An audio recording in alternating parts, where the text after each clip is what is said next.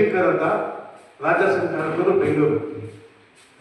ಇವತ್ತಿನ ದಿವಸ ಪತ್ರಿಕಾಗೋಷ್ಠಿಯ ಮೂಲ ಉದ್ದೇಶ ಏನಂದ್ರೆ, ಶ್ರೀಯುತ DK ಶಿವಕುಮಾರ್ ಅವರ ಮಂತ್ರಿಮಂಡಲದಲ್ಲಿ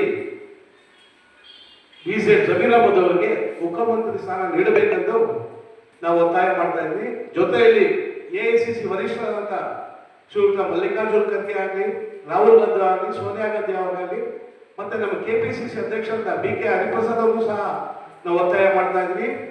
ಒತ್ತಾಯದ ಕಾರಣ ಇಷ್ಟೇ, ಕಳೆದ ಸಿದ್ದರಾಮಯ್ಯ ಸಚಿವ ಸಂಪುಟದಲ್ಲಿ BZ ಜಮೀರ್ ಅಹಮದ್ ಹೊಸ ಸಚಿವರಾಗಿರುವಾಗ ಹುಬ್ಳಿ ಧಾರವಾಡದ 40,000 ಮನೆಗಳನ್ನ ಹಂಚಿಕೆ ಮಾಡಿದ್ರು.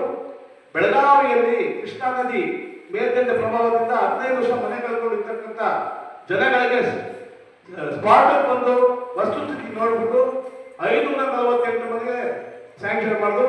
ಅದೇ ಬೆಂಗಳೂರು ನಗರದಲ್ಲಿ ಪುಲಿಕೇಶಿ ನಗರ ವಿಧಾನಸಭೆ ವ್ಯಾಪ್ತಿಗೆ ಬರ್ತಕ್ಕಂಥ SC ST ಮೈನಾರಿಟಿ ವಾಸ ಮಾಡ್ತಾರೆ ಜನರಿಗೆ ಮನೆ ಸ್ಯಾಂಕ್ಷನ್ ಮಾಡೋ ಮುಂದಾಗಿರೋ ಟೈಮಲ್ಲಿ ಈ ಒಂದು ಬೆಳವಣಿಗೆ ಆಯಿತು.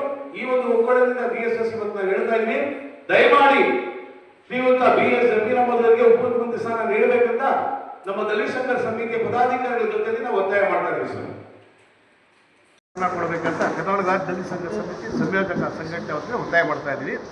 ಒತ್ತಾಯದ ಮನವಿ ಮೇರೆಗೆ AICC ಅಧ್ಯಕ್ಷ ಶ್ರೀಯುತ ಮಲ್ಲಿಕಾರ್ಜುನ್ ಖರ್ಗೆ, ರಾಹುಲ್ ಗಾಂಧಿ ಅವರಿಗೆ ಮತ್ತು ಸೋನಿಯಾ ಗಾಂಧಿ ಈಗಾಗಲೇ ಮನವಿಗಳನ್ನ ಬರ್ತಿದ್ದೀವಿ.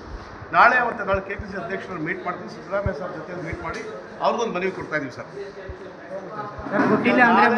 ಅಪಾಯಿಂಟ್ಮೆಂಟ್ ಫಿಕ್ಸ್ ಆಗಿದ ತಕ್ಷಣ ನಾವು ಹೋಗ್ತಾ ಇದ್ದೀವಿ ಸರ್. ಅವ್ರು ಕೊಟ್ಟೇ ಕೊಡ್ತೀವಿ ಸರ್. ಮುಂದಿನ ಸಚಿವ ಸಂಪುಟದಲ್ಲಿ ಕೊಟ್ಟಿಲ್ಲ ಅಂದರೆ ಮುಂದಿನ ನಡೆ ಸರ್. ಕೊಟ್ಟಿಲ್ಲ ಅಂದರೆ ಈಗ ಮುಂದಿನ ನಡೆ ನಾವು ಯಾರಂತ ದಲಿತ ಸಂಘರ್ಷ ಸಮಿತಿ ತೋರಿಸಲೇಬೇಕಾಗ್ತದೆ. ನಾವು ಕೇಳ್ತಾ ಇರೋದು ಹೆಚ್ಚಿನ ಸಂಖ್ಯೆಯಲ್ಲಿ ಮತದಾನ ಮಾಡಿದ್ವಿ. ಅಲ್ಪಸಂಖ್ಯಾತ ದಲಿತರು ಜೊತೆಲಿ ಹಿಂದುಳಿದವ್ರಿಗೂ ಮತದಾನ ಮಾಡಿದ್ವಿ.